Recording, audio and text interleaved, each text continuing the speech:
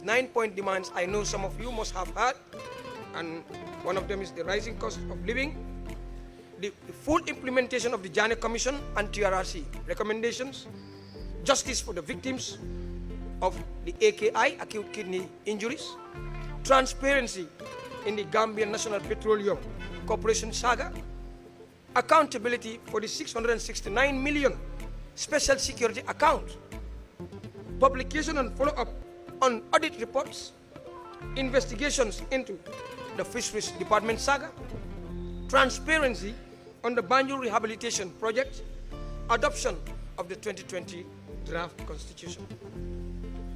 Despite these critical demands, and despite our patience and willingness to engage through peaceful means, the relevant authorities failed to act.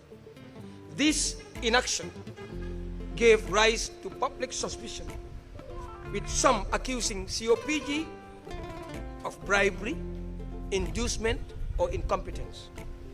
But those accusations ignore our consistent call for dialogue as the most peaceful and effective route to achieving national progress.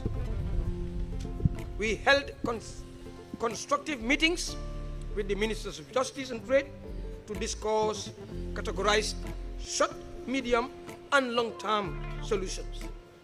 Yet, the ministries failed to respond to our proposals. This compelled us to intensify pressure through public protests, including our peaceful demonstration or protest on June 17, 2024, and again on November 7, 2024, in support of the 2020 draft constitution. Additionally, we filed a lawsuit against the government's decision to grant amnesty to certain individuals named in the Janneh Commission's findings. We've also taken up human rights issues. The COPG was instrumental in mediating with the Supreme Islamic Council to secure the release of detainees held under unlawful conditions. Most notably, one of them is now someone very vocal, Modu Sabali, whose prolonged detention was a clear violation of his rights. These actions were well received by the public. Ladies and gentlemen, members of the press, despite our consistent efforts to foster dialogue, we remain disappointed by the government's lack of willingness to act on our proposals. We have reached out to the National Assembly's Committee on Human Rights and Constitutional Matters to discuss the 2020 draft constitution and the 2024 amended draft. To date, we have received no response. Currently, COPG is working on a new initiative with GSM companies and security services to establish a toll-free emergency numbers, allowing the public to report security concerns quickly and efficiently. In today's climate, national safety and public confidence in our institutions are paramount. We want to be clear. COPG is an objective partner in development. We are not a political entity. We are citizens advocating for good governance and accountability. Had the government taken our concerns seriously, many of the current challenges could have been avoided.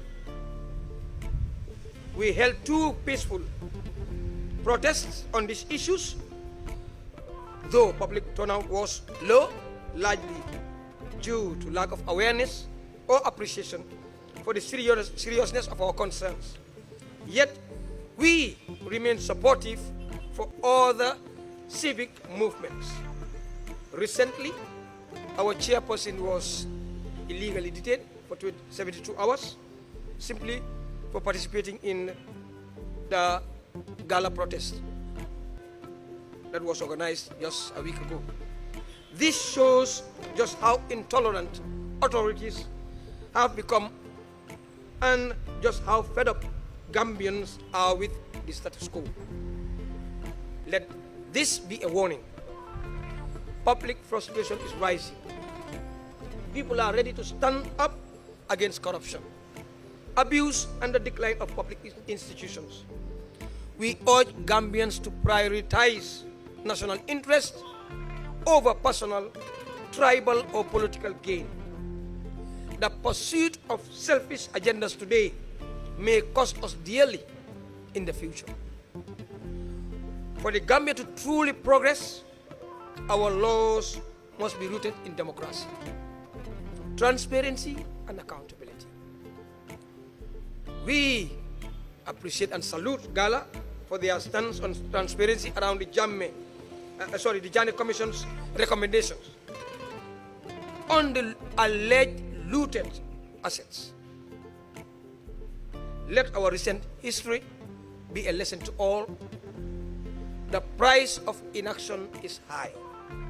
We urge all Gambians to unite in the fight against corruption and human rights violations, and to support the full adoption of the 2020 draft constitution.